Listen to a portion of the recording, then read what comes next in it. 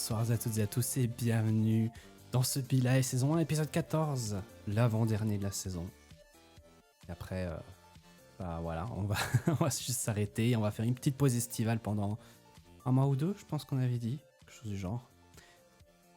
On verra après ce que ça donne. Hein. On verra, parce on pensait revenir au mois de septembre, donc on aura une dernière émission dans 2 semaines.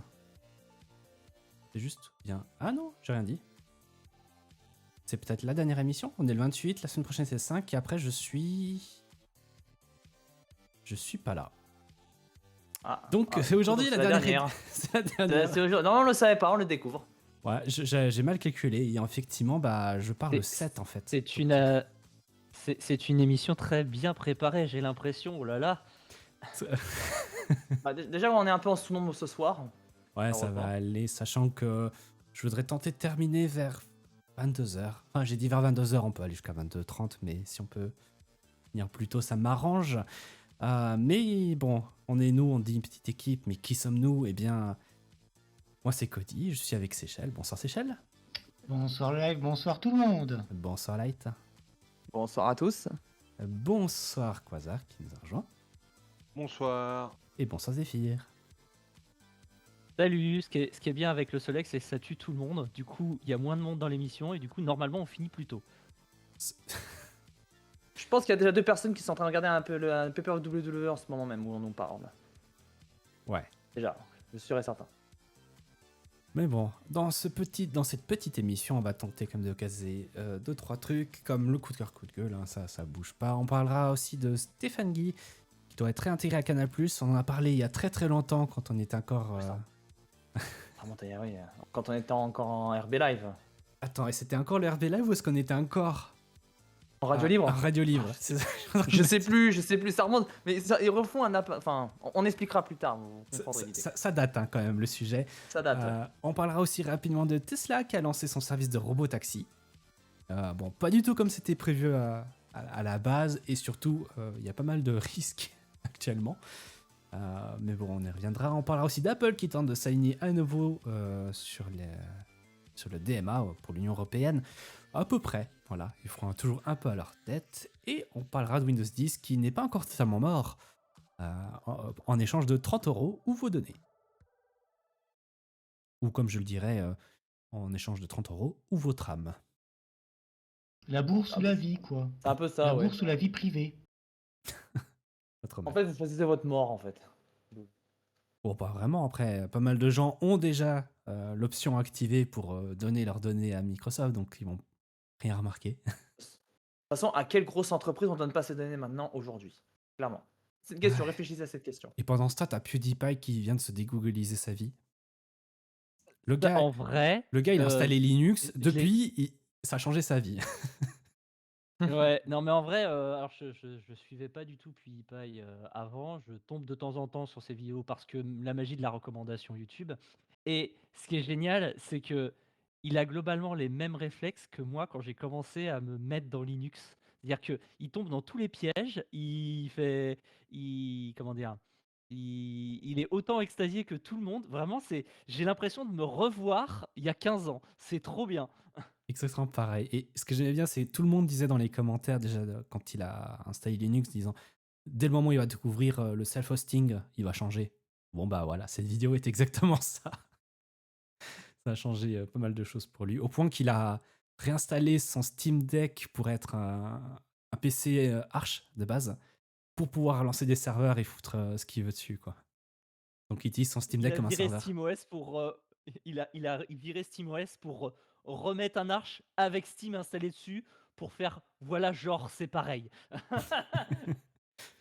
Enfin voilà. Comme quoi, hein, dès le moment où les gens découvrent la bonté et acceptent de faire quelques petits compromis, on peut faire des trucs cool quand même. Ouais, c'est surtout du temps qu'il faut. C'est ça le gros problème entre guillemets de l'informatique. C'est pas forcément dur, c'est juste il faut y mettre beaucoup de temps. Ouais. Mais bon, maintenant qu'il a du temps, qu'il est papa, et voilà. Mais enfin bon, débutons cette émission déjà avec les coups de cœur. Oula, un peu fort, et les coups de gueule. Et on va commencer avec Seychelles. Est-ce que tu as quelque chose à partager? Non, là, Non. j'ai rien de bien significatif. Donc bon, je te laisse la main. Pas de souci. Bon, on passe à moi. Coup de cœur, c'est un petit peu un coup promo. Simplement que je me suis dit il y a un mois et demi, 2 mois presque, que je me suis dit, tiens, je voudrais bien commencer à écrire un blog ou faire quelque chose et parler de VTubing.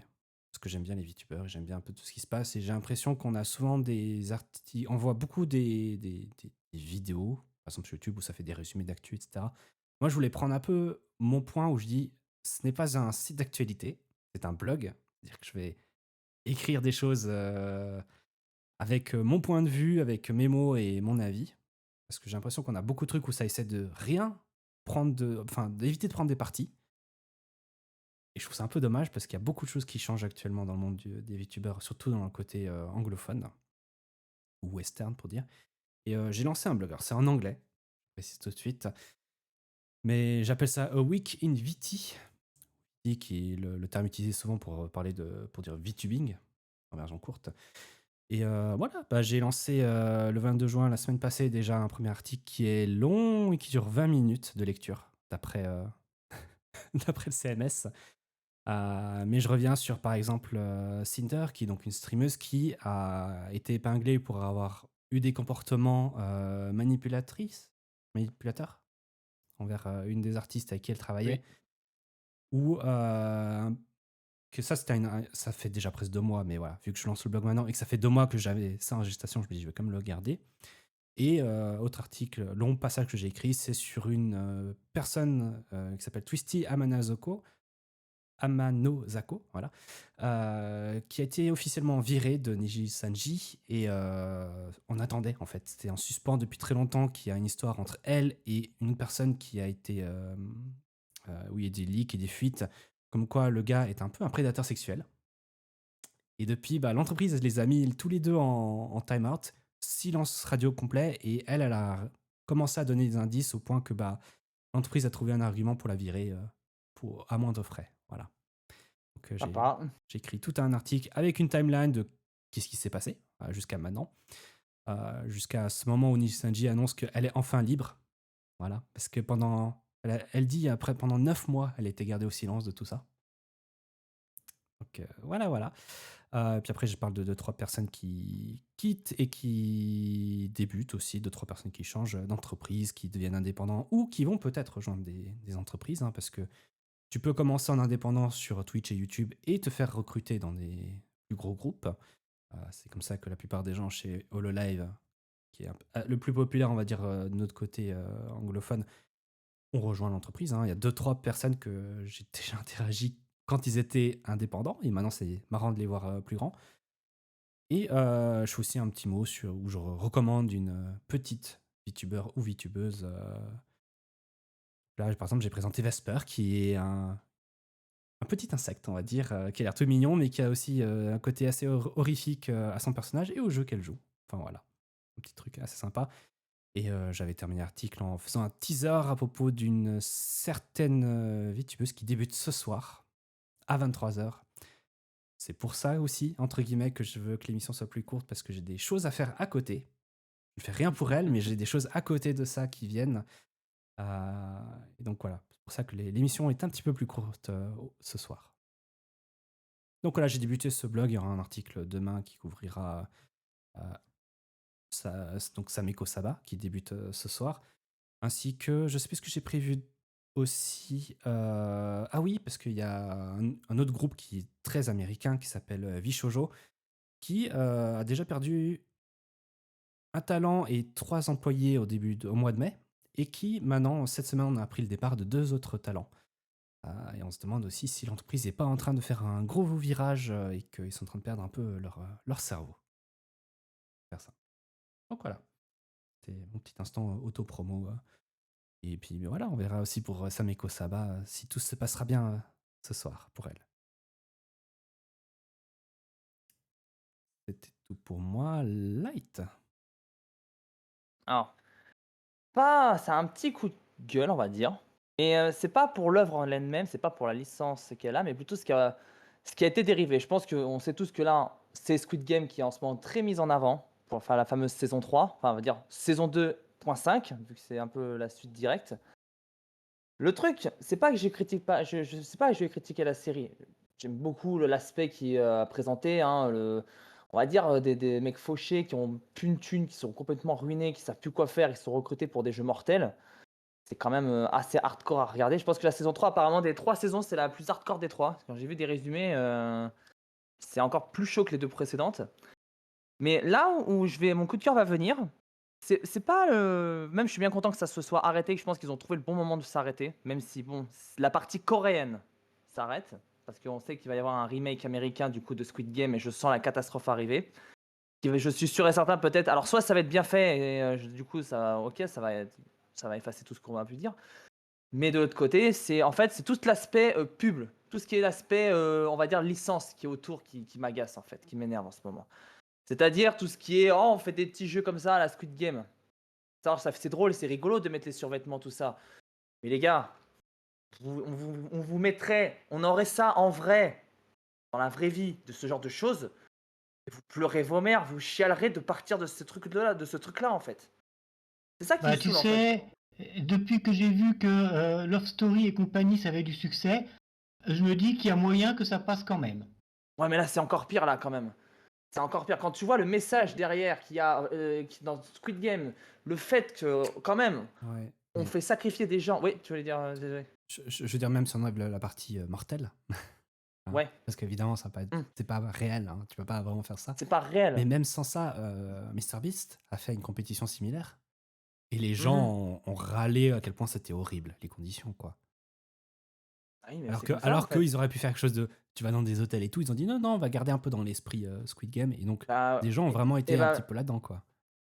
heureusement, MrBeast a eu raison de faire ça. Je ne l'aime pas, hein. Après certaines révélations qu'il y a eu sur lui et ce qui se passe autour, je ne l'aime pas. Mais par rapport à ce qu'il a fait pour faire un peu un Squid Game-like, ça c'est bien, pas mal. Mais en fait, c'est tout ce qui est toutes les sociétés et autres qui veulent gratter un petit peu du succès de Squid Game, dont Netflix évidemment. Et c'est pour ça qu'ils vont faire le remake américain, hein. Je spoil pas la fin de la 3e saison pour ceux qui veulent pas se faire spoiler. Mais bon, ça fait peur quand même, hein, de voir quelle tronche va prendre la licence. Et il est là le problème. Alors autant qu'il y ait des collabs à droite à gauche, que ça soit sur Call of, pourquoi pas, parce que ça reste dans le ton, même sur Fortnite, hein. Je pensais même faire un session gaming peut-être bientôt sur la présentation de la collab Squid Game sur le mode recharge. Parce que oui, c'est Fortnite, mais ça garde l'aspect un peu inhumain, l'aspect jeu et surtout l'aspect il ne reste qu'un survivant en fait. Ça, à la limite, la collab Fortnite, je la tolère. Ok, même si j'adore Fortnite, hein, mais je la tolère quand même. Mais tout le reste qui a été fait, et je prends toute l'existence de Squid Game, hein, de ses débuts jusqu'à maintenant en fait. C'est tout l'ensemble, l'environnement qu'il y a eu autour des pubs, des trucs où les gens se marrent de ce genre de choses, alors que, enfin bref, vous rematez la série, vous rematez tout, vous comprendrez que c'est pas drôle du tout. Au contraire même, c'est horrible à regarder. Enfin horrible dans le bon sens. Et tu flippes quoi, tu te dis si ce truc-là existe là un jour, putain.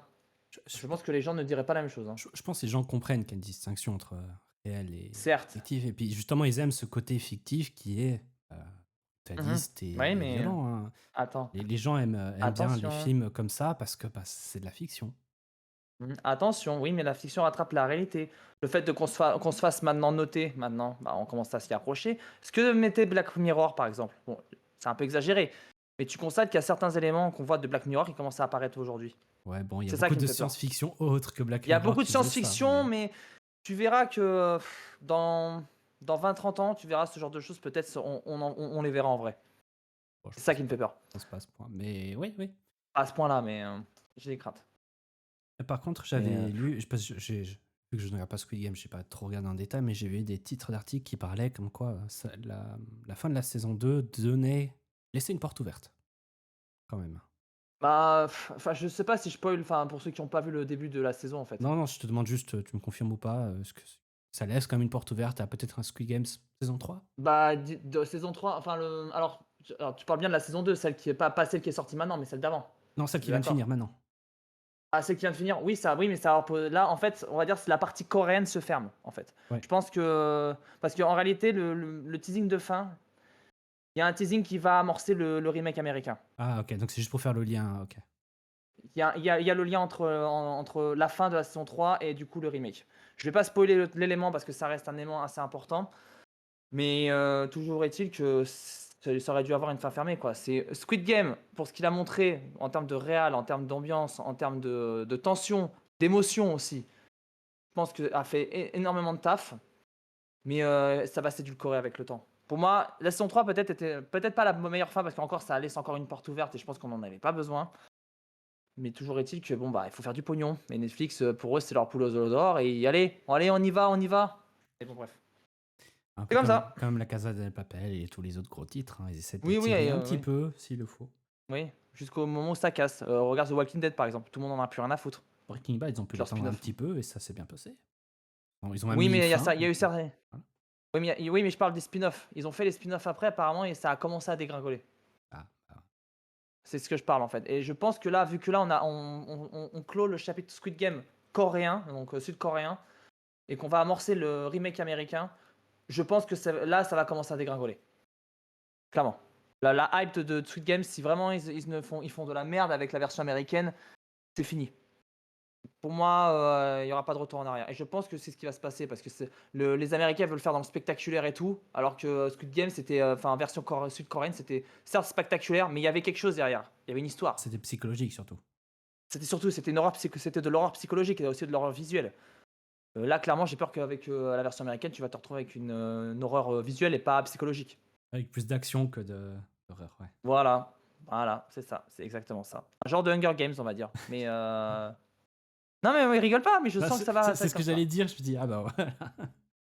Voilà. Que ce soit même Fortnite, hein, dans l'histoire, c'est pareil. Hein. 100 personnes qui se battent pour leur survie, pour être top 1, pour pouvoir sortir d'un univers. Voilà, c'est exactement pareil. Bon, enfin bref, voilà, c'est mon avis, c'est mon gros dégoût envers une licence qui était pourtant très bien, enfin, une série qui était très bien, mais qui maintenant est passée à licence pour faire de l'argent et tout, d'accord, ok, mais avec les abus, les trucs, et les gens et qu'à cause de ça, édulcorent et diluent le message derrière. Voilà, c'est ça mon coup de gueule. Et je passe à Xephyr du coup. Waouh, déjà? Ouais. Ouais, non, c'est bon, moi j'avais pas grand chose à dire. En coup de cœur, j'avais pas grand chose. Eh bah, très bien. Alors, avant toute chose, je vais faire un petit disclaimer. Promis, je me soigne. Pendant cet été, je vais me soigner. Avant, J'aime pas quand ça commence comme est-ce que ça. vous connaissez est-ce que vous connaissez la Virtual Boy? Ouais. Non. La La daube Virtual avec les Boy, lumières, le rouge.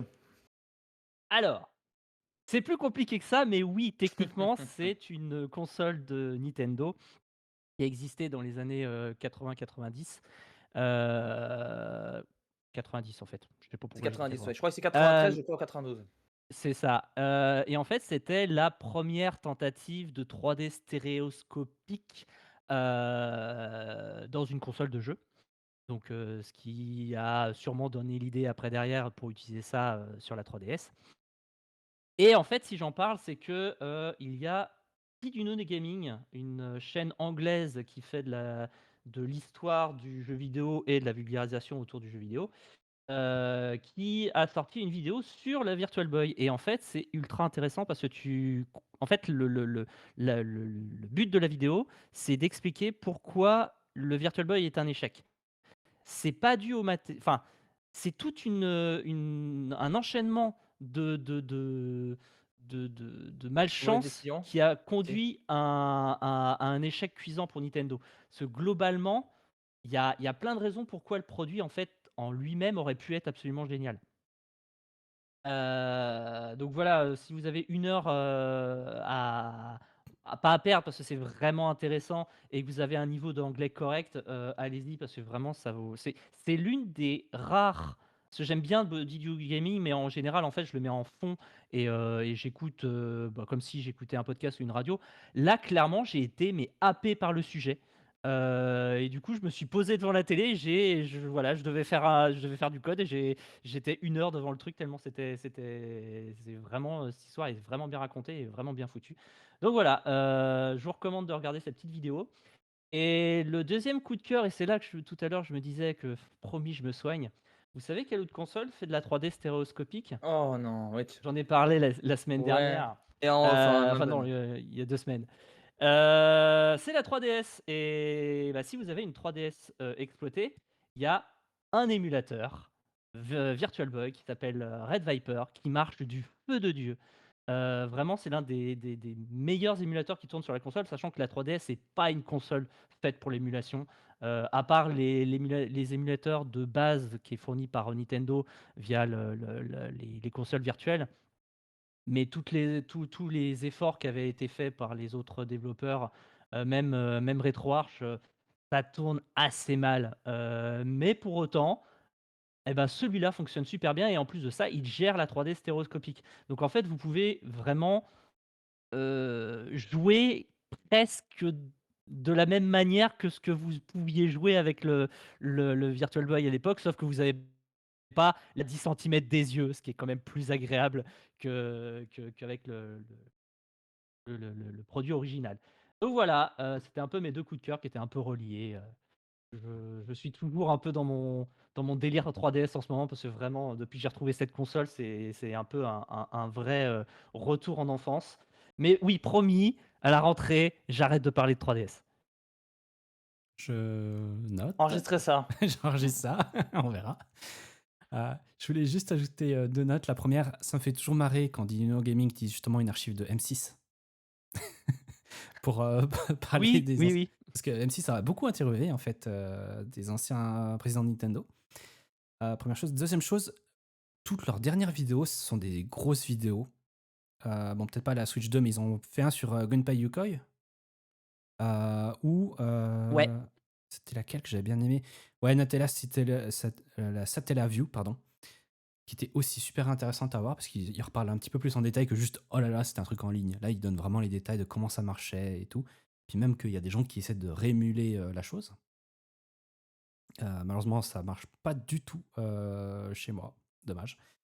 Mais ouais, non, c'est vachement cool leur dernier contenu où où ils font un peu plus de recherche et surtout bah, maintenant qu'ils payent des gens pour traduire des anciens articles de presse. Bah, Ah, en ils font fait, ils font un travail de journaliste, en fait. voilà, donc maintenant ils font vraiment un gros travail que juste oh là là, vous saviez les 2-3 anecdotes. Bon, ils en font encore. Mais maintenant, ils ont vraiment une section où il faut vraiment beaucoup de recherche. Et c'est vachement cool ça. Ouais. Et voilà, en tout cas, Zephyr Ouais, c'était tout. va utiliser au maximum sa 3DS jusqu'à ce qu'elle ne fonctionne plus. Et quand elle ne fonctionnera plus, il en achètera une Ah nouvelle. bah ouais, là c'est fini. Si vous passez à Nantes, n'hésitez pas à venir, je street pass. C'est dur à dire. Voilà, vous m'avez compris. Street Pass. Street Pass. Voilà. Bref. Donc voilà. Eh bien, merci Zephyr. Puis bah, du coup, on a fait le petit tour. On est dans les temps. Dans les temps, ouais. Donc ça devrait le faire. Puis on va pouvoir discuter bien, de nos sujets en commençant par Stephen Guy qui doit être réintégré à Canal+, et en plus recevoir 700 000 euros. Voilà, il passe par la case départ. Alors, est-ce Enfin, la qu'il case veut de lui-même, départ, est-ce qu'il a envie d'y retourner déjà? Alors, c'est très marrant Ouais. parce que en Ouais. fait, il a signé avec l'équipe, la chaîne de télé Mhm. L'équipe, pour Oui, être c'est- commentateur. Donc, il va devoir demander permission à Canal+. Et je pense bah, que au bout d'un Canal+ vont moment, pas trop être contre tout ça. Mais pour expliquer un peu ce qui s'est passé, parce que ça commence à dater. En fait, en 2020, un humoriste sur la chaîne avait fait une parodie de CNews. On se moquait de Pascal Pro, hein, si je ne me trompe pas. Alors, Stéphane Toen en plus. donc non voilà, Stéphane Toen. Et du coup, pas mal de personnalités chez Canal+ ont soutenu l'humoriste. Mais lui, il a fait carrément à l'antenne et du coup, bah, il a été licencié. Et voilà, après, à la veille de Noël. Et après, bah, voilà, après quelques allers-retours, les prud'hommes et tout ça, et des appels faits par le groupe Canal, eh bien, il a quand même été. Enfin, la justice lui a quand même donné raison et qu'il doit être remis d'entreprise. Pourquoi pas. C'est surtout bah, Mhm. pour qu'il, après, retouche aussi les 700 000 euros en indemnité d'éviction. Donc, c'est les rappels de salaire. Et Canal+, Ouais, mais je pense évidemment, qu'il n'a va. pas commenté du tout. Ouais, non, je pense pas. Je pense pas qu'ils vont faire appel non plus. Mais il est clair que je pense que Stéphane Guy, maintenant qu'il est chez l'équipe TV, je pense qu'à mon avis, il va pas vouloir revenir à Canal+. Il va vouloir revenir, mais il va essayer de faire casser le contrat peut-être, ou Oui, enfin vraiment voilà. à l'amiable. Il a dit si ça prend du temps parce que tu peux pas rendre un contrat aussi vite, bon bah Bah ok, oui. voilà, il va demander l'autorisation avec un petit départ anticipé, puis ça sera bien. Mais Voilà, ouais. je pense, clairement maintenant c'est réglé. De toute façon, quand tu vois Canal+, c'est même plus diffusé à la télé maintenant. C'est même plus sur la TNT. Sur la TNT, parce qu'après la télé, bon voilà, t'as une box, Oui, la t'as télé, bah Canal. après la box Canal, oui, tu l'as quand même. Mais maintenant, la TNT de base, moi par exemple, j'ai que la TNT. J'ai plus Canal en fait, depuis qu'ils ont maintenant fait le nouveau mélange des chaînes. Donc j'ai encore du mal parce qu'il y a certaines chaînes que j'avais toujours à leur ancienne numérotation en plus. Mais disons que moi, clairement, Canal aujourd'hui, on retient plus. Maintenant, aujourd'hui, on retient pour les films. Mais en termes de chaîne en elle-même, c'est fini en Et fait. Même puis, pour le foot. alors moins pour le foot, mais c'est la raison pourquoi j'ai changé même mon abonnement de Canal de Canal Famille à Canal Sport. Mhm. Ils font beaucoup les sports automobiles Oui, en la limite. fait. Oui, Donc automobile, ouais, mécanique. voilà, sport Mhm. mécanique, parce que la F1 et le GP, c'est chez eux en fait. Donc c'est un peu pour ça que ça marche bien, c'est eux et les films. Et effectivement, c'est vraiment le groupe pour la télévision premium. Et Ouais. en plus, là, surtout en France, quelle chance vous avez. Ils font plein de partenariats en plus pour avoir du contenu externe qui les rejoint. Donc ça marche super bien pour eux, quoi. Tu peux avoir, c'est quoi, une partie d'HBO qui est réintégrée, Mhm. Paramount. Donc si tu veux regarder South Park, c'est là. Je sais pas si Disney Plus était. À la base, était dessus, mais je crois qu'ils Disney sont Plus séparés depuis. était, mais je sais plus parce qu'en Suisse il est plus, il a jamais été. Du coup, je sais pas si Mais c'est le cas en France encore. je crois que ça l'était à un moment donné, mais ça a été cassé depuis quelques mois, je crois. Enfin, je sais plus la durée, mais Ou ça si devait faire un moment. c'est aussi possible que ce soit uniquement sur certains abonnements. Alors, il faut avoir la Ouais, totale ou aussi. bien le truc série film et voilà. C'est pas sur tous les abonnements que tu as tous les groupes, hein. Moi, par exemple, j'ai pas une partie de ces trucs en plus parce que j'ai pris sport et pas série film. Mm. Euh, mais voilà. Après, bon, on a vu que ces mélanges de groupes. C'est quoi TF1 qui arrive sur Netflix? Oui, c'est le groupe TF1, c'est le premier groupe TV français qui va être sur Netflix aussi. Mhm. Ouais, donc Disney Ça a Plus n'est été, ça a plus, surpris beaucoup de monde, hein, mais je pense que c'est peut-être la meilleure solution en vrai. ouais, Disney Plus n'est plus intégré dans Canal depuis janvier 2025. Oui, donc Mais bon, bon, ça c'est un je pense. changement de Disney qui ont arrêté leur chaîne et tout aussi avec. Donc Oui, bon, Osef, hein, clairement, vu l'état de Disney actuellement, en voilà. général, hein, je parle en termes de divertissement et chaîne TV, je pense que bon, il devrait être passé sous silence, il devrait faire une année blanche et restructurer tout ça avant que ça soit fatal pour eux. Ouais. Mais bon, on a vu le foot, hein, ils se sont fait, on va dire, ils se sont pris le couteau dans le poignard dans le dos quand la fédération a choisi Media One, qui en plus a lancé une chaîne qui a dû fermer quelques mois plus tard parce que Ouais, c'était pas rentable. Ils sont revenus à genoux à Canal et Canal a dit pourquoi pas, mais non, plus jamais. Euh, ouais, vous avez trahi, donc donc voilà, mais ça ne les empêche pas qu'ils ont lancé Canal Plus, Canal Plus Live 1 à je sais pas combien, au cas où pour avoir du multisport. Donc c'est facile à zapper. Donc voilà, ils sont prêts pour avoir du foot, hein, s'il le faut, y avoir plusieurs sports en même temps. oui, enfin, vu l'état du foot français en ce moment, bon. Mais vous avez de la chance parce qu'en Suisse, on a des options légales, mais parfois, tu as juste les commentaires que en allemand.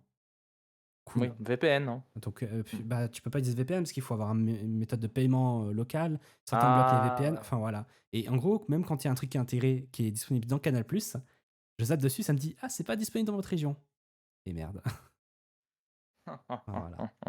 Et du coup, on est Ah, obligé les d'avoir briscards. 15 abonnements ou d'être un méchant pirate. Et après, on se demande pourquoi l'IPTV gagne du terrain. Oui, mais bon. Enfin bon, voilà, Tout est fait pour, hein. c'est fait. Donc voilà, là, on critique Canal en général, Enfin, mais en tout cas, en général. c'est pas mal qu'il y ait eu ce renversement, puis surtout que Canal dédommage quand même son ancien grand journaliste, parce qu'il avait travaillé pendant une vingtaine d'années, je crois, en plus chez Canal+. Oui, c'est ça, ouais. Puis voilà, puis le journaliste a également profité pour envoyer une pensée amicale à la trentaine de camarades qui, dans cette triste affaire Toen, ont perdu leur emploi. Oui, bah, je Ouais. pense que c'était quand l'arrivée de CNews en plus. Je crois, non? C'était pas à ce moment-là? Non, Non, c'était non, ça encore. c'était pour Non. iTélé, c'est encore une autre histoire d'avant, et justement, les Ouais, gens ouais, font le ouais, rapport j'ai confondu, ouais. les gens font le rapport entre les deux parce que iTélé, presque toute la rédaction d'iTélé a disparu quand CNews est arrivé. Enfin, c'était même pas pour CNews encore à ce moment-là. C'était pour l'arrivée de Morandini. C'est vrai, ouais, voilà, c'est ça. Et après, CNews est arrivé, ils se sont dit, bon, s'il n'y a plus personne, on peut changer ce qu'on veut. Puis voilà, là, en fin 2020, c'était 150 salariés qui avaient signé un texte de soutien à l'humoriste, donc 48 anonymement. Puis bah voilà, c'était vu comme un geste déloyal, donc il y a eu des licenciements, des départs négociés, des pigistes non rappelés. Canal a juste fait le nettoyage, quoi. Vous voulez pas travailler avec nous? Bah, on va trouver quelqu'un d'autre. Ah là là, méthode de vieux briscard. Ouais. Enfin, voilà. Et juste pour enfin conclure, du coup, cette épopée hein, qui a duré quand même 5 Mm. bonnes années, hein, presque. Non, Ouais, j'avais quand même 4 ans, ouais, 4 ans et demi. 4 ans, tellement ça a duré longtemps qu'on l'avait même oublié. Moi, quand j'ai vu le titre, En je me vrai, dis, ça- mais attends, on a déjà parlé de ça. Oui, oui, c'est comme ça quand je l'ai lu, je me suis dit, on en avait pas, ça me dit quelque chose, on en avait pas parlé. Donc, voilà. Bon, bah, passons au suivant avec Tesla qui a lancé son service de robot-taxi en test. Pour faire très court, j'ai marqué essai risqué. Mais il y a beaucoup de choses. Ça sonne comme une blague, ouais, même robot taxi. Ouais, non mais Ah. déjà, il faut savoir que les personnes qui peuvent prendre les robots sont déjà ces fameux robots taxis sont déjà des personnes triées par Tesla. C'est-à-dire Ouais, c'est pas n'importe qui, ce ne sont déjà que des Tesla fans, c'est des gens qui ont des Tesla, déjà. voilà. Et en plus, ce n'est disponible que sur une zone très restreinte. Il n'y a pas d'autoroute, il n'y a pas, enfin, en gros tous les trucs un peu tricky. Non, ça fait pas partie d'expérience. En fait, ils ont pris c'est à peu près les mêmes régions que ce que supporte Waymo, donc le système de Google, mais en version plus restreinte, parce que bah ils viennent de se lancer. Donc légalement, en fait, ils demandent de faire on pourrait appeler un trial, donc une période d'essai, où ils mettent vraiment en service quelque chose qui tournera avec une personne qui est là par sécurité, donc un employé de Tesla. Et on a des choses à dire sur cette fameuse personne d'ailleurs, pour les choses qui se passent. Parce qu'en fait, c'est juste une obligation légale. Il doit y avoir quelqu'un qui est sur soit le siège conducteur, soit passager, qui est là au cas où il se passe quelque chose de mal. Et comment dire que des choses qui se passent en mal, il y en a pas mal. Quelqu'un sur Reddit, dans le subreddit Self-Driving Cars, a fait un post qui s'appelle les listes de clips qui montrent des accidents des robotaxis de Tesla. Et actuellement, on est à 12 points déjà, pour quelque chose qui a débuté il y a même pas une semaine, et qui est restreint à des fans de Tesla qui minimisent, voire carrément ne communiquent pas sur des erreurs qu'ils ont pu remarquer. Ah bah oui, Oui, ils veulent c'est les protéger la fanboys. marque, hein, c'est des fanboys. Donc voilà, donc certains, on sait ce qui se passe, soit parce que bah, ils ont pensé que c'était pas trop mal de partager, que les gens comprendraient, parce qu'ils sont tellement dans leur bulle qu'ils se rendent pas compte de ce qui se passe, ou des gens qui étaient en train de le faire en direct, donc du coup, bah, les gens enregistraient le direct au cas où. Comme ça, on a les preuves. Et ouais, la première chose que j'ai vue, et c'est le premier lien qui est partagé sur Reddit, c'est, je le montre dans la capture et sur le direct, c'est le véhicule qui d'un coup se met à passer sur la voie opposée. Il y a une intersection, puis il commence à aller au centre, il allait rentrer dans la voie inverse avant de se réajuster finalement. Ouais, parce qu'il a dû confondre. Peut-être qu'il y a eu un bug et il commençait à prendre l'autre voie comme la bonne. C'est comme s'il était sur autoroute, par exemple. Exactement, il a mal vu, il a pas remarqué qu'il y avait des lignes jaunes ou quelque chose. Bref, il a commencé à paniquer. Mhm. Imagine s'il y avait un véhicule qui venait dans l'autre direction, il aurait touché. Ouais, il aurait touché, là, ça aurait été mortel. Hein. Ça aurait été mortel. Enfin, mortel Ce pour que en je face, pense mais pas quand pour même, le robot.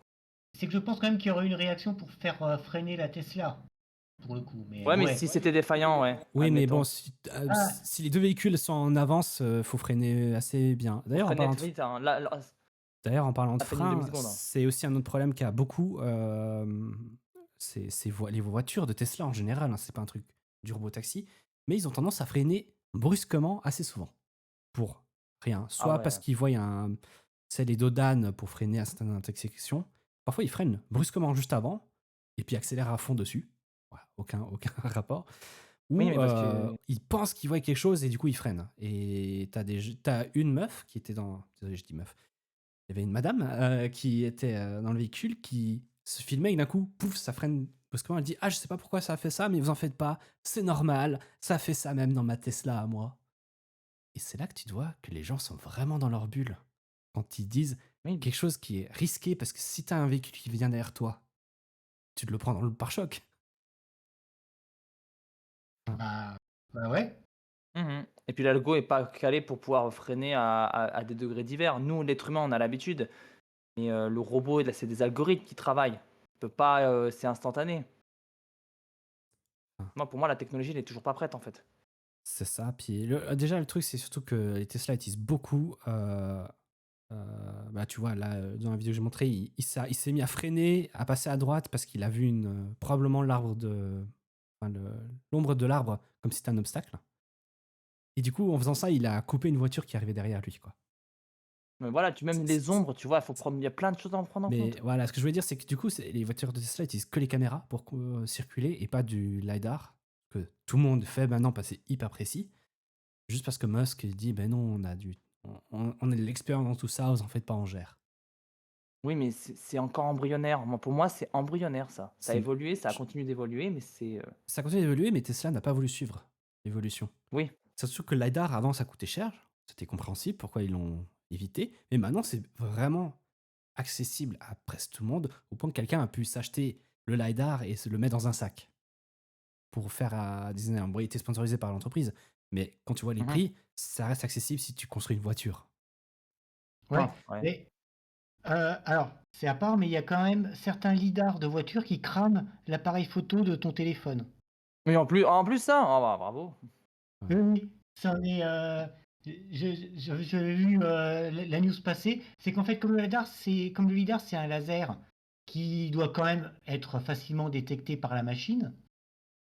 Ben, le laser est parfois un peu puissant, ce qui fait que l'œil, ben, c'est pas terrible parce que c'est peut-être très puissant, mais très bref. Mais souvent, le capteur du téléphone, lui, il prend un truc puissant, ça crame la cellule. Ah ouais, ouais. Et donc, tu as certains appareils qui ont été grillés à cause de ça. Réponse de la Ouais, marque en question, ah ben faut pas pointer votre téléphone donc en direction du lidar. Ouais. Alors, je vais prendre l'avocat de la défense. Le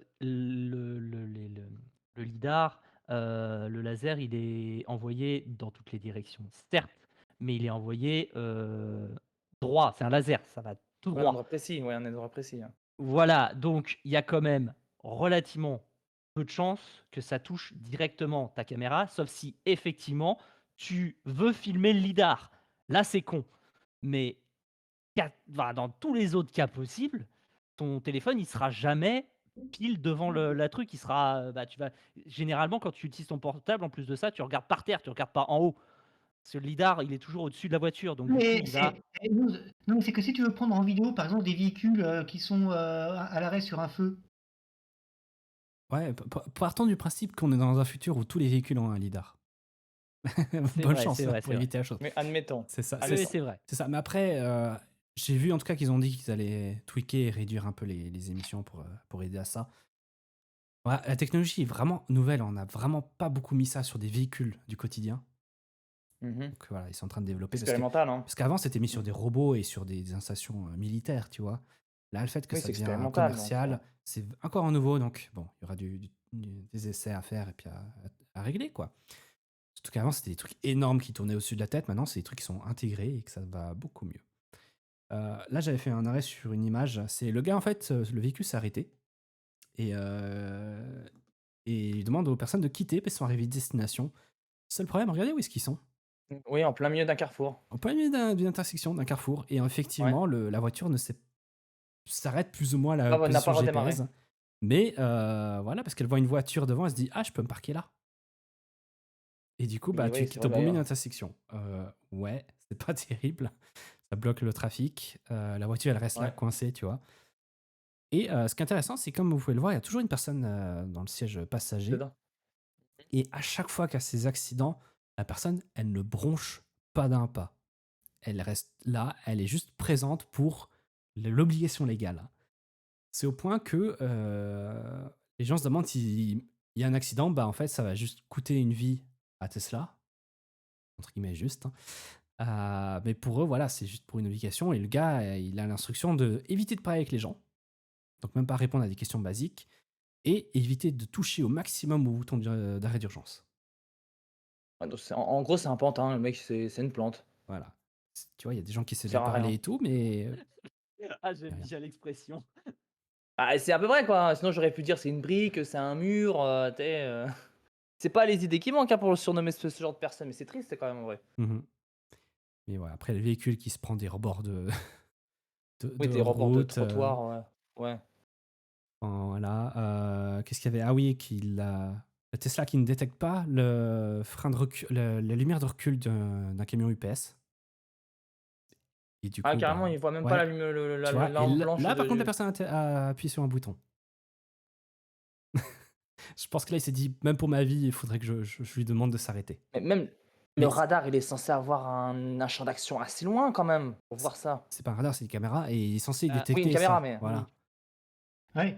Alors, surtout, c'est aussi un truc qui m'a, moi, un peu choqué d'un certain point de vue, mais c'est qu'entre autres, là, quand on voit la femme qui, justement, quand le véhicule freine fort, c'est que j'ai l'impression qu'elle n'a pas de ceinture. il y en a? Je vais voir si je retrouve. Parce que s'il y en a pas, là, c'est, d'un point de vue légal, ils peuvent se faire poursuivre, hein. Et limite, même, ça devrait même pas passer. Ah Ah, si, ils en ont. Voilà, on ah voit à ouais? droite. Ah ouais, elle a pas de ceinture, effectivement.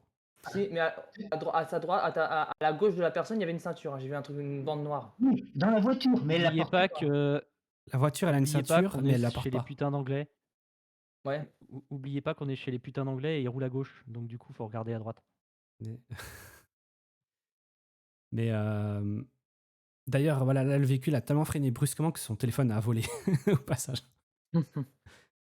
Mais et puis là, elle dit justement, voilà, ça arrive tout le temps. Voilà. Something that does happen. Et il dit, ah, c'est une limitation et tout, mais C'est vous en faites pas. Et c'est là que tu te rends compte que les gens sont vraiment coincés dans leur bulle, quoi. c'est Ou normal. alors ils Ah, ont des contrats, ah, ils ont été payés. oui, et surtout, je pense qu'ils veulent être invités, quoi. Parce que tous les Ouais, gens voilà. qu'ils ont commenté en mal du système de full driving, Ils ont été comme ils appellent, blacklistés. ce qu'il faut Ouais. d'ailleurs, justement, ils ont été retirés des sujets. Blacklistés, Il a retirés, regardé ouais. le véhicule qui va à fond sur l'intersection Ah, non, limité à 15 alors qu'il va à 25. Enfin, ouais, non, voilà, là, quoi. là, c'est un stop ça? Non, non, ça, c'est pas un stop, je crois qu'il y C'est pas avait. un stop. Mais Je voyais le panneau rouge, je me dis, ah. il y a des speed bumps et tout, il devrait ralentir, mais non, il y va quand même à fond. Alors là, il détecte le Même en feu montée, rouge, ouais. tu vois. Même en montée, hein. Ah, ça va encore. Mais si je Ouais, retrouve mais putain. le taxi qui va à 26 sur une route à 15, dans là, ils disent C'est c'est c'est pas, à c'est 14,40. pas encore au point, hein. C'est pas encore au point du tout, hein. Là, voilà, il y a un panneau 15, Ouais. véhicule 20, Là, t'as un animal qui passe en plus. ouais, véhicule qui est encore à 20. Après, bon, je vais pas montrer tout le clip, mais on voit qu'il, voilà, Ouais, là, tu il montes monte pas, à mais tu vois 25, le. 26, 27. Ouais, voilà. Alors qu'on est dans une zone rurale où il faut aller à 15 parce qu'il peut y avoir des piétons et des gens qui traversent, quoi. Ou même des animaux, là, on vient de le voir là à l'instant, Mhm. le chevreuil qui est passé. T'imagines déjà, t'as un animal sauvage, un sanglier ou un chevreuil, la voiture elle calcule pas la trajectoire, elle a pas le temps de freiner. Celui-là est encore en ligne, ouais. Là, c'est arrivé au point où tu as carrément la personne qui a dû passer sur le siège conducteur pour débloquer la Conducteur. voiture. Là, elle est sur le siège conducteur parce que le véhicule sait pas quoi faire dans ce petit passage trop serré. Ouais, parce que les capteurs ils sont à l'aveugle, quoi, et ça fa tellement c'est serré. Non, non, parce que c'est Ah tellement oui. serré qu'il a sa programmation qui est d'être plus ou moins safe. Il se dit, bah attends, j'ai juste pas assez de centimètres pour être sûr Je bouge pas, ouais. qu'il bloque. Mais Et c'est ouais. ça l'avenir, messieurs. L'avenir, c'est le vélo. Voilà. C'est mon Oui, call. c'est sûr, vélo, trottinette électrique, ce genre de conneries, ouais. Enfin voilà. Là, le gars, il dit Ouais. il a voulu arrêter son voyage plus tôt à cause de la pluie. Et puis, il a juste été lâché au bon milieu d'un parc. Voilà. Ça, c'est génial, ça. Quand le trajet est pas bon et que tu t'es largué au milieu de nulle part, Voilà. et que Bref, la voiture veut pas redémarrer. que des fans de Tesla qui, bah, soit c'est des trucs qu'ils connaissent et qui disent ouais, ça va aller. Mais c'est là que tu te dis, jamais ça sera autorisé pour être étendu si ça continue comme ça. Mais c'est Uber, surtout que pour oui, avoir grillé un feu rouge, sont fait immédiatement arrêter. Là, avec tous ces accidents, qu'est-ce qui se passe, quoi? oui, ils ont annulé, ils ont carrément abandonné l'idée d'un taxi robotisé. Donc, là, Tesla, ils veulent continuer, mais quand Ouais. on voit les résultats, tous les exemples que tu as montrés, Alors, Uber n'ont pas il y abandonné, a- ils ont surtout mis en pause pour l'instant.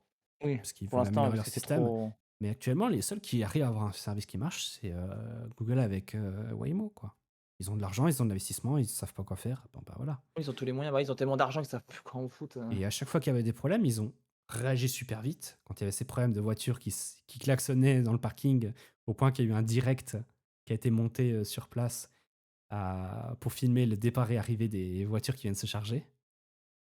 Parce que les gens se plaignaient qu'elles se mettaient à klaxonner pendant la nuit. Alors, Bon, bah, ils ont corrigé le problème en 3 jours, pour, quoi. euh, Oui. pour Google, c'est pas tant qu'ils ont de l'argent, c'est que je vous rappelle qu'ils sont toujours en instance de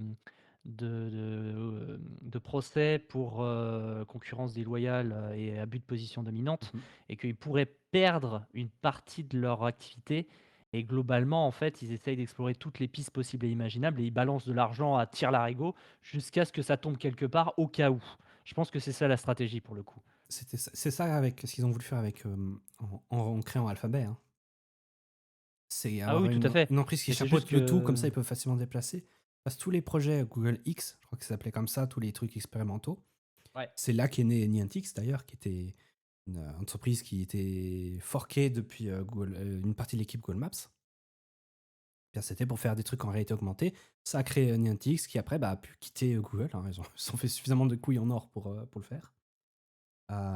Mais effectivement, ils explorent un maximum de trucs, ils investissent dans plein de choses. Ils font de la robotique, ils font des choses incroyables.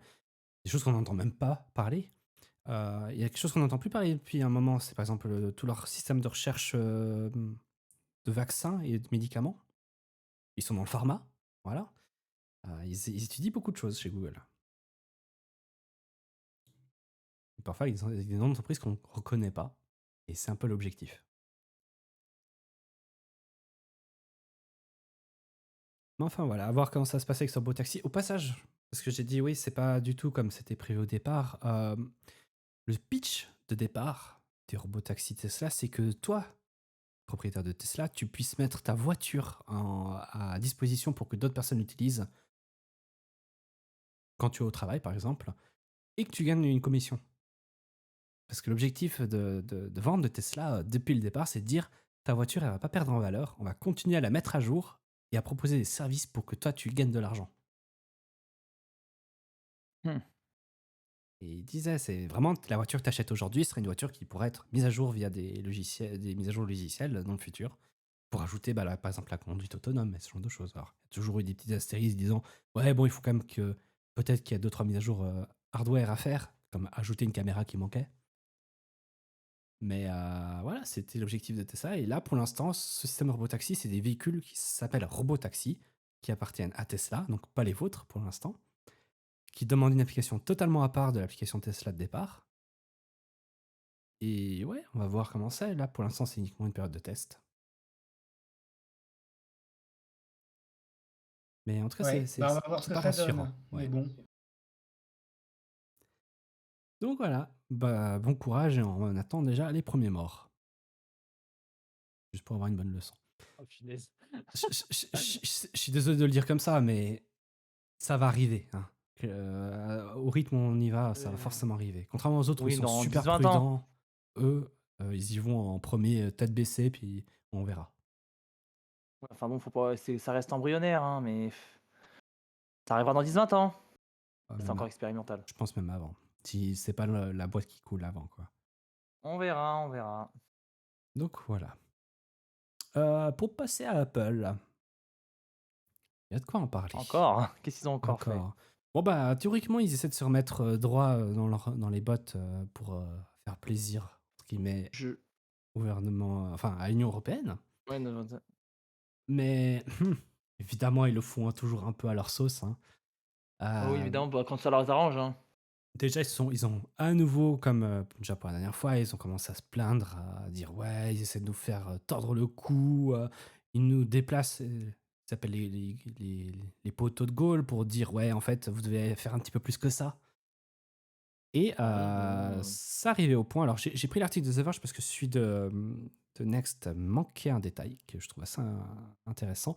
Premier truc, c'est que déjà, on avait parlé, il y avait ce fameux frais que si tu veux publier une application et que tu l'as fait. Enfin, tu publies une application en dehors de l'App Store et que tu as un certain nombre d'installations, tu dois commencer à payer un frais qui est de 50 centimes par installation à partir de je sais plus combien. Ouais, 50 centimes de dollars par installation dès le moment où tu dépasses 1 million total. Apple ont changé ça et ils ont dit bon, bah, maintenant ça va être 5% de commission sur les ventes faites en dehors de l'App Store si ton application n'était pas dans l'App Store. Donc en gros, ils ont juste déplacé comment ils allaient facturer un frais de quelque chose qui n'ont rien à voir dedans. Parce que pour rappel, si vous installez une En application vrai. en dehors de l'App Store sans utiliser un seul service Apple, voilà, c'est un petit peu bizarre. Qui vous demande de En, l'argent. en vrai, là, alors j'avoue que j'étais pas au courant de la news, de la manière dont tu le dis. Mm. Ce que je comprends, c'est que si toutefois ton appli est sur l'Apple Store et que du coup tu te manges les 30% d'Apple au passage, et que du coup maintenant tu as le droit de dire bon bah en fait voilà, si vous passez par ailleurs, potentiellement vous pouvez avoir moins cher, et que tu as ton application ailleurs, bah du coup c'est bon, tu as pas la commission de 5% parce que tu es aussi sur l'App Store. Je pense que ça peut être un truc en plus en fait. Donc Il c'est y a- il y a- moins pire qu'avant. il y a- C'est si toutefois en fait l'idée, si tu ne publies pas du tout sur l'Apple Store que Bah, c'est ça ça. pose problème. C'est ça. C'est 50 centimes par téléchargement après 1 million. C'est pour une application qui n'est pas sur l'App Store et qui n'utilise pas de service Apple. Ils demandaient quand même de payer. Tu devais dire à Apple combien d'installations tu as annuellement sur des iPhones et des iPods et enfin oui iPod parce que c'est encore supporté théoriquement sur des iPads. Tu dois reporter combien tu as d'installations même si tu ne publies pas sur l'App Store. Pourquoi? Parce que tu as quand même une licence développeur et le SDK d'Apple. Donc en fait c'est 50 centimes, c'est t'as plus de 1 million d'utilisateurs actifs. Ah bon bah maintenant tu vas devoir nous payer 50 centimes par téléchargement qui est à l'extérieur de l'App Store. Et là ce qu'ils disent c'est que maintenant si tu fais des ventes avec une application qui n'est ni sur l'App Store ou et même sans utiliser le système Apple Pay, tu dois quand même reverser 5%. Donc ils ont déplacé la méthode, ils ont dit hein, les contrats signés actuellement jusqu'à 2026 sont valables, mais après il faudra forcément passer sur le nouveau système qui n'est plus une fee, donc une sorte de taxe, mais qui est une commission maintenant. C'est le seul terme qui a changé, ça s'appelle toujours une Core Technology quelque chose, mais c'est maintenant Core Technology Commission. Ça, c'est un des détails. L'autre point qui a changé, vous saviez, il y avait aussi le fait que quand ton application est sur l'App Store, mais que tu utilises un autre moyen de paiement que l'Apple Pay, ils avaient dit ah bon bah au lieu de vous demander une commission de 30%, on vous demandera une commission de 25%. 5% étant les frais de traitement de paiement.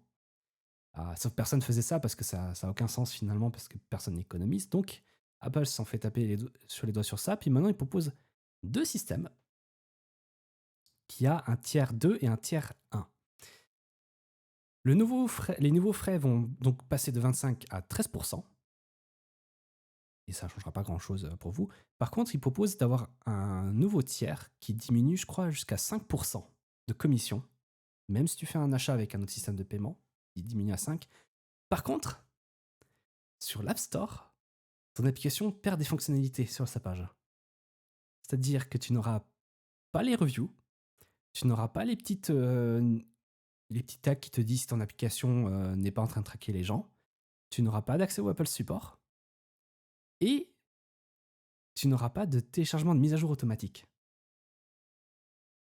C'est-à-dire si tu dois mettre à jour ton application, il faut que tu le détectes toi-même et que tu envoies toi-même manuellement l'utilisateur pour le mettre à jour.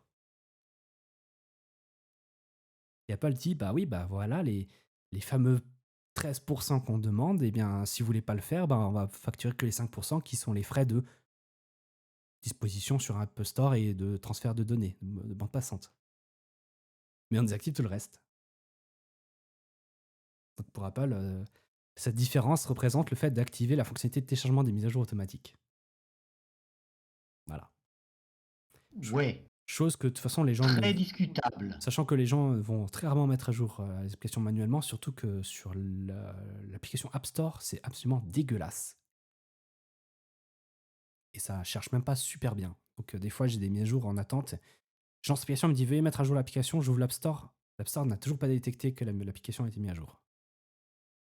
Donc je dois attendre le lendemain et j'ai pas pu utiliser l'application pendant une journée entière. C'est génial. Merci Apple.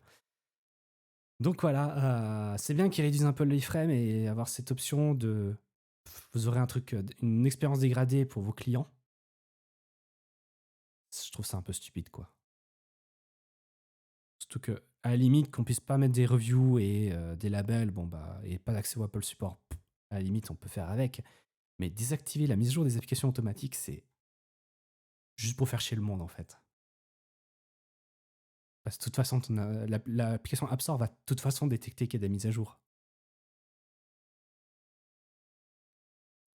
Donc voilà, après évidemment, Tim Sweeney, le patron d'Epic, commente à chaque fois ce genre de choses en disant que, bah évidemment, c'est juste une moquerie de la compétition Fair Competition. Tac, tac, tac. Puis voilà, puis il dit, bah maintenant les applications, non seulement ils se font taxer, mais maintenant ils se font en plus réduits Enfin, ils sont crippled. C'est difficile à traduire ça. Ouais. L'expérience sera dégradée hein, sur l'App Store par rapport aux applications qui auront accepté de reverser 30% à Apple, quoi. Bah, en même temps, Apple fait tout pour préserver ses rentes. Mhm. Bon, ça peut se comprendre, hein. Enfin bon, à un moment, ils vont se faire taper très sévèrement sur les doigts, ça va faire mal. C'est ce qui se passe avec l'Europe. Hein. Ils ont fait ce changement, bah, c'est juste pour jouer un petit peu sur les limites à nouveau, hein, en passant de cette fee à maintenant une commission et en réduisant les frais, en disant que bah voilà, on peut proposer juste 5% si ça vous fait plaisir. Mais après, évidemment, ils ont décidé de faire appel à la pénalité que le gouvernement, que la Commission européenne veut mettre. Parce que tant qu'ils peuvent faire traîner les choses, bah, ils vont le faire, quoi. Mais voilà.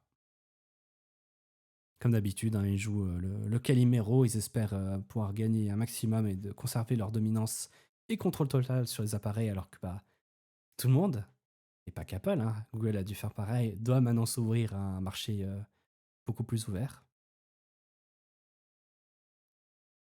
Puis on va voir quand ça va se passer, surtout que bah, maintenant on a vu que des choses s'ouvraient aussi aux États-Unis, bah, si maintenant l'Union Européenne se dise ah maintenant on ajoute ça aussi dans le DMA, bon, bah voilà, pas au bout d'un moment il faut qu'ils arrêtent de faire des trucs régionaux et qu'ils disent bah maintenant le monde entier va pouvoir en profiter.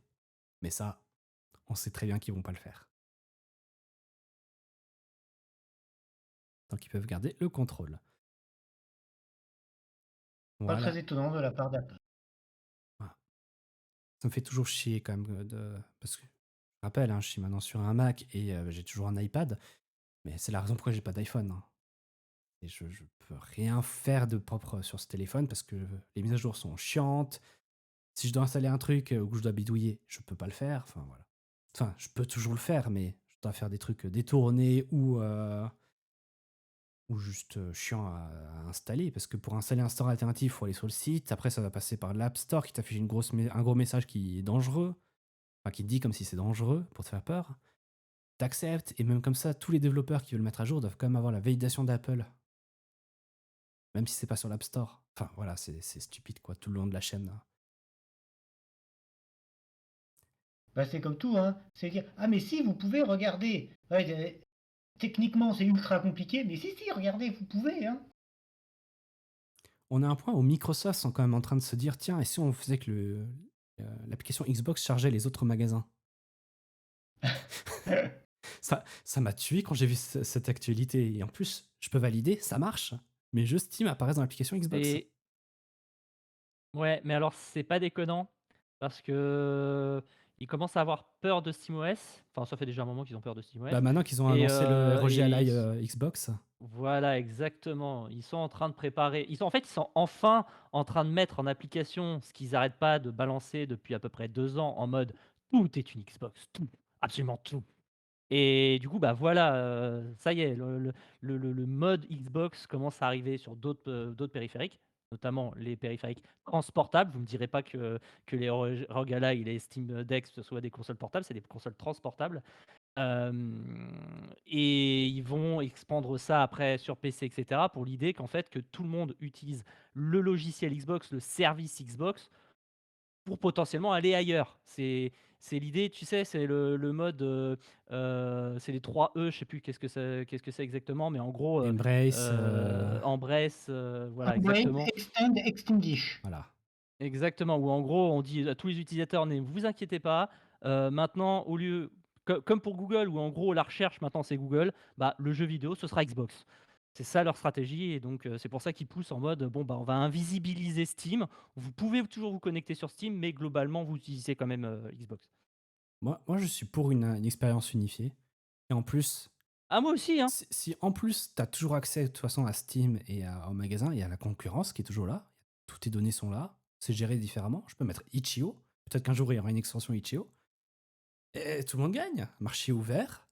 Interface Ouais, non mais simplifiée. Ils vendent des c'est Xbox. juste Voilà. en fait, si tu veux, je décris le marketing derrière. Ouais. C'est pas tout noir, au contraire, mais faut bien penser que, toute chose qui nous apporte entre guillemets «du confort» par des grosses boîtes comme ça, c'est jamais innocent.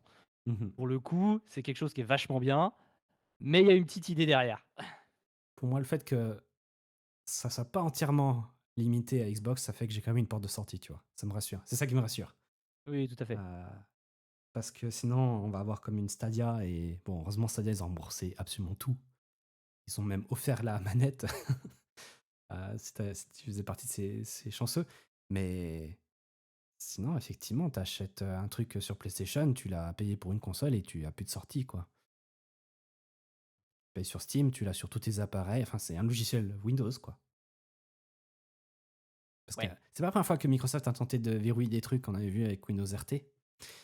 Où tout était forcément lié à l'App Store, au Microsoft Store, pardon. Et puis voilà, maintenant ils ont réouvert le Microsoft Store. Ils veulent même maintenant faire un système comme de paquets. Donc ils veulent trouver un moyen de mettre un peu plus d'éditeurs à supporter le système Winget pour que n'importe qui puisse utiliser le Microsoft Store et mettre à jour toutes les applications en même temps via le Microsoft Store.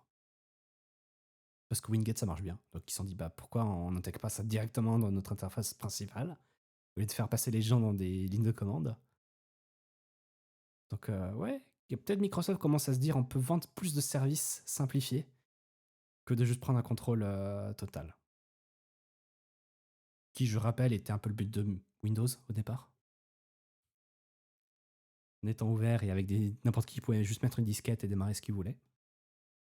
Enfin voilà. D'ailleurs, en parlant de Microsoft et de Windows, parlons de Windows 10 qui refuse encore de mourir. Avec le nombre de PC qui sont pas compatibles à Windows 11 ou les gens qui ne veulent pas, tout simplement, Windows 11, qui est Ouais, bah, quand absolument... tu vois la merde que c'est, le truc. Je- Quand je reviens à Windows 10, je me dis, il y a quand même pas mal de changements ergonomique quand même dans Windows 11 qui sont vachement appréciables quand même. Ce qui est dommage, c'est vraiment tout le copilote qui nous force au fond de la gorge. Mais déjà, il n'y a plus Cortana. Ça fait déjà plaisir. Ouais. Euh, C'est qu'ils ont même réussi à pourrir le bloc-notes, quoi. mais ils ont mis, le bouton copilote, mais le bloc-notes fonctionne toujours aussi bien. Honnêtement. Je vois vraiment pas de différence. Il démarre aussi vite, il fonctionne aussi bien. Je peux pas me plaindre.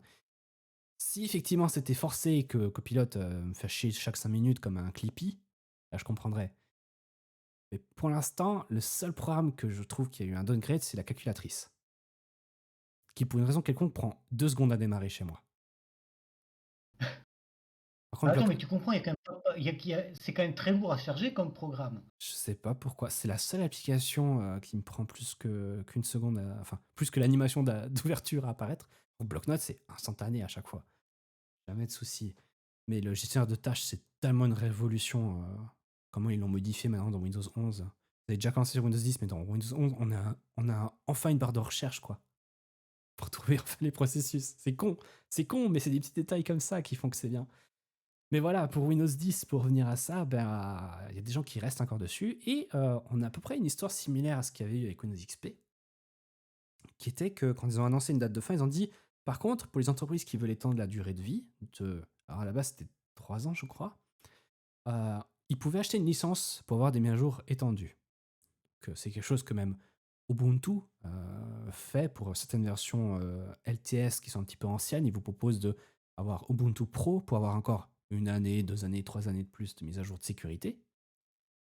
Sachant que Ubuntu Pro est gratuit si vous êtes un privé, d'ailleurs jusqu'à 5 PC je crois. Donc, c'est plutôt accessible.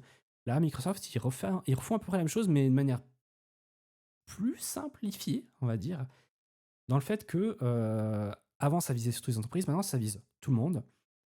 Et vous avez 3 options. Soit vous versez 30 € et vous avez une extension d'1 année pour avoir des mises à jour de sécurité. Simple. Voilà, vous donnez notre argent, vous payez en fait les ingénieurs qui vont encore backporter toutes les mises à jour et qui vont surveiller tout le truc. Soit vous utilisez Bing, pour une raison quelconque, et vous avez des points Microsoft.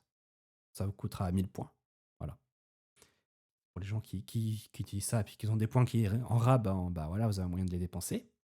Ou, et c'est là que je me demande, mais du coup beaucoup de gens vont juste pas dépenser d'argent, eh bien vous pouvez activer la synchronisation de vos paramètres et lier un compte Microsoft à votre compte utilisateur.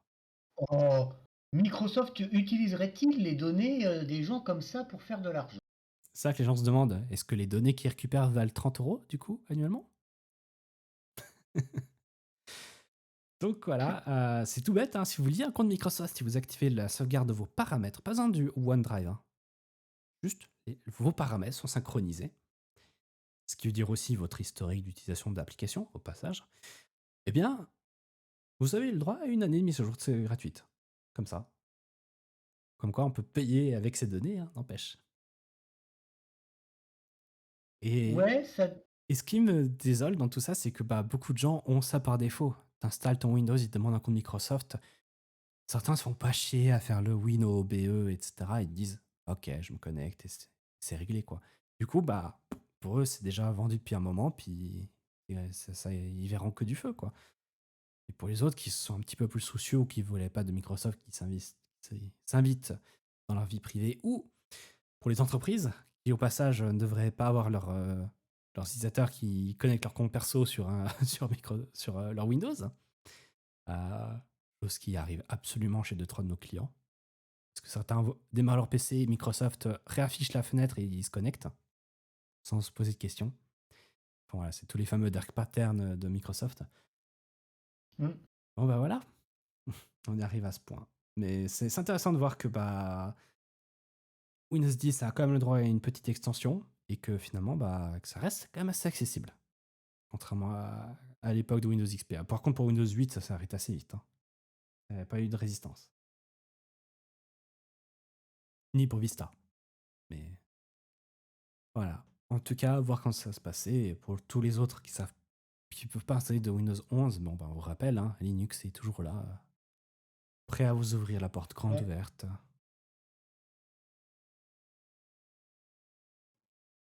Ouais, ça sera. C'est vrai qu'avec l'habitude,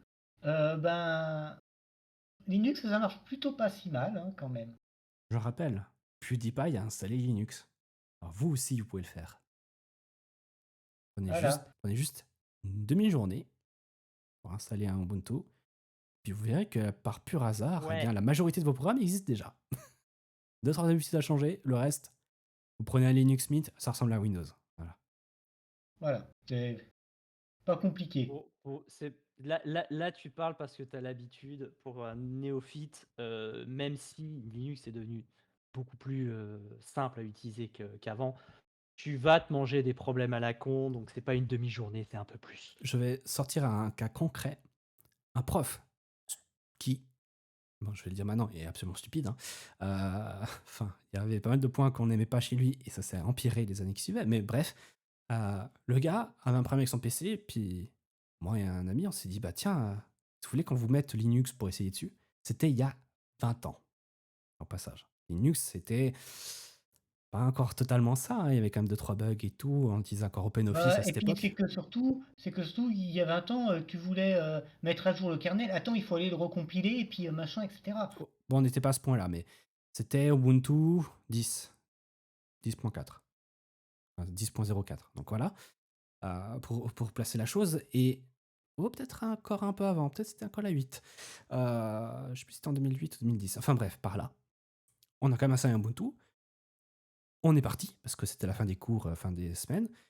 Et le lendemain, en fait, il avait démarré lui-même, il avait relancé le truc, il a trouvé OpenOffice, puis il a dit « Ah, ça ressemble juste à Office ». Et puis il a bossé. On ne lui a fait aucune explication de comment ça marchait, ni rien. Il a juste démarré, il a pris en main, il a remarqué, bon bah, j'ai besoin d'un navigateur, je vois Firefox qui est là. J'ai besoin des documents, OpenOffice a ouvert quand j'ai double-cliqué sur le docx depuis la clé USB. Pour lui, c'était un drag and drop, fonctionnait. Il y a eu 2-3 fois où il devait rechanger sur un autre PC, parce qu'il avait 2 PC. Parce qu'il y avait des trucs spécifiques à l'école, qui étaient juste sur du Windows. Mais on a quand même installé un Linux de manière absolument pirate, sans que le service informatique savait. Et le prof a utilisé ça pendant 5 ans, sans rien connaître. Et comme quoi, parfois, c'est juste faire le pas. Mm. Après, bon, Et je parle pour qu'une surtout, personne qui utilise principalement un navigateur et peut-être Discord, ça fonctionne aussi bien, assez bien sur Ouais. Linux. Si vous faites des petits trucs comme ça va. Dès le moment où vous voulez travailler un peu plus professionnellement, genre montage vidéo, graphisme, développeur, je pense pas, mais plutôt dans ce genre-là ou production de musique, effectivement, vous n'allez pas retrouver FL Studio, malheureusement. Vous n'allez pas retrouver voilà. Adobe Premiere, mais si vous utilisez DaVinci, qui est bien meilleur, eh bien, il est disponible sur Linux. Vous pouvez foncer dedans. Ça marche super bien. Ouais, Ah, pour je le dis ça coup, parce qu'en fait, j'ai un ami qui est passé sur Linux il y a 2 semaines là, parce que voilà, il était en mode, j'en ai marre, je vais me débarrasser de Windows et cetera et en fait, le problème, il est qu'il a voulu garder ses réflexes windowsiens. C'est le plus gros piège ever et en fait, bah, il est tombé dans tous les problèmes possibles et imaginables, et en fait, ça lui a pris, 2 semaines alors que concrètement, s'il s'était dit, bon bah, OK, ça marche pas pareil, je vais faire ça, sachant qu'il a utilisé Mint, hein. Donc Ouais. voilà, on est quand même sur un truc qui ressemble un peu. Voilà, s'il s'était juste, dit: «Bon bah, en fait, les paquets, je vais pas les installer en allant sur un site internet et en prenant le point .exe ou point machin qui traîne», tu vois? Il a gardé ce genre de réflexe-là et ça a pourri son PC, alors que bon, toi, tu apprends vraiment à utiliser Linux, en fait, tu as pas de problème. Ouais. Donc voilà, ça dépend vraiment du mindset que tu as. Si toutefois tu es en mode, je veux rien changer mes habitudes et je veux essayer d'autres choses, ça marchera pas. Ça marchera pas, non, c'est sûr. Bah, j'utilise le même argument, c'est les gens qui passent d'un Windows à un Mac, ou inversement. Oui, tu vas avoir des habitudes qui vont changer, forcément. C'est pas le même système, absolument. Pareil quand tu changes d'Android à iOS. Mais t'apprends, tu t'adaptes, et c'est ce que fait de mieux l'humain, quoi. Des habitudes à changer, il faut s'habituer. Ça sera très jamais drag and drop, et dépendant d'où tu viens, ça sera peut-être plus simple même. Les gens qui utilisent des Mac ont plus de chances de réussir à passer sur Linux parce qu'ils ont l'habitude d'installations différentes et de raccourcis et de certains éléments que Windows a qui ne sont pas sur Linux ou sur Mac. Voilà. Donc je rappelle que sur Mac, pour avoir une expérience potable, il faut installer 15 applications. Enfin bon. Et je pense qu'on va pouvoir clôturer comme cette émission. On est une petite 15 minutes au-dessus de ce que j'avais prévu, mais ça je suis encore Ah, dans, et je pourtant, suis encore dans mes délais. on n'a pas forcé. J'ai dit jusqu'à 22h30 à la limite. T'es à la moitié. Mais voilà, on n'est pas encore venu me taper sur la porte, donc ça va aller. Mais du coup, voilà, on va pouvoir se quitter ici. Et du coup, bah, merci de nous avoir suivis. Merci de nous avoir suivis pour cette saison. Parce que du coup, bah, c'est Oui, le dernière dernier, émission, oui. c'est le dernier Be-Live. Starsham avait dit qu'il y aurait normalement comme une émission la semaine prochaine. Donc voilà, ce sera aussi Ok. la petite dernière avant la pause estivale. Encore du gaming, Light? Oui, évidemment. Alors, c'était pas pour aujourd'hui, parce que du coup, j'étais un peu occupé. Mais du coup, demain, oui, on commencera Hitman 2, l'aventure continue. Du coup, bah, les nouvelles aventures. Du coup, parce que maintenant, vu qu'on passe sur on va dire, un nouveau jeu, disons le deuxième de la trilogie. Vous allez voir que ça va être très intéressant, notamment sur l'intrigue. Une raison pourquoi Mais demain ça va et être une... pas mardi? Alors, la raison principale, c'est pourquoi demain et pas habituellement mardi ou jeudi, c'est tout simplement parce que c'est une mission qui va être très courte. C'est la mission d'intro en fait, c'est limite le tuto du 2 en fait. Et du coup, on va se retrouver avec une mission qui aura pas d'intrigue. Je vais surtout montrer certaines morts assez classes. Ok. Ce sera limite comme un film d'horreur. Le film Je vais du vous dimanche voilà, soir. le seul teasing que je ferai, c'est un film d'horreur. Limite, le titre que je vais mettre, ce sera Cambriolage nocturne. Ce sera tout. Ce sera le seul teasing que vous aurez pour demain. Ok. Eh bien, voilà. Du coup, rendez-vous dimanche ou bah, sur la chaîne YouTube de Pas de- Blue Wave. Comme d'habitude, il y a tous les replays dessus. Ouais. Ça commence à avoir beaucoup. J'ai regardé, ouais, je savais pas que j'en avais autant quand même. Je devrais freiner, je sais pas, mais pourtant j'aime bien. Ce que J'aime j'aime faire bien, ça. c'est voir la petite barre qui nous dit combien d'heures on a restant sur Twitch avant qu'ils commencent à supprimer les anciennes VOD. Et Ah merde. ouais, on est à combien? On est à 71 heures déjà de contenu Ah putain, ouais. sur 100 heures C'est très max. dur. Faut Ça conserver monte. même les commentaires aussi, hein. Les commentaires, ça n'existe pas sur Twitch. Quand Ouais, tu je fais sais. Oui, mais des, quand dans tu les fais rediffs, dans les lives. quand tu fais un highlight, il n'y a pas le chat. Mmh. Ah OK. C'est pour ça que je te dis que le chat, il faut que tu essaies de lire à haute voix au passage. Parce que les gens Ouais, ne mais voient je pas. lis des fois, enfin, quand Non, tu réponds là, au quand chat. C'est ça le truc, c'est que tu lis pas le ah. chat, tu le réponds. Et Ah merde. vu qu'il n'y a pas moyen sur PlayStation 5 d'afficher le chat, Ouais. voilà, c'est un Pas petit. Streamlabs, C'est ouais, pour ça que je te disais que tu parles en direct, tu parles dans le vide parfois, ou que tu réponds d'accord. à un fantôme parce qu'on ne voit pas le message d'origine. Ouais, Voilà. faut j'ai pas les automatismes, hein, tu sais, Non, c'est très, très récent pour moi et pour un trentenaire, ça viendra. mmh. Oh, voilà. Et puis bah nous, on se donne du coup rendez-vous à dans 2 mois, mois de septembre pour une reprise. Mmh. Puis la semaine prochaine pour le Studio C. Allez, bye tout le monde. Au revoir. Bye bye. Salut!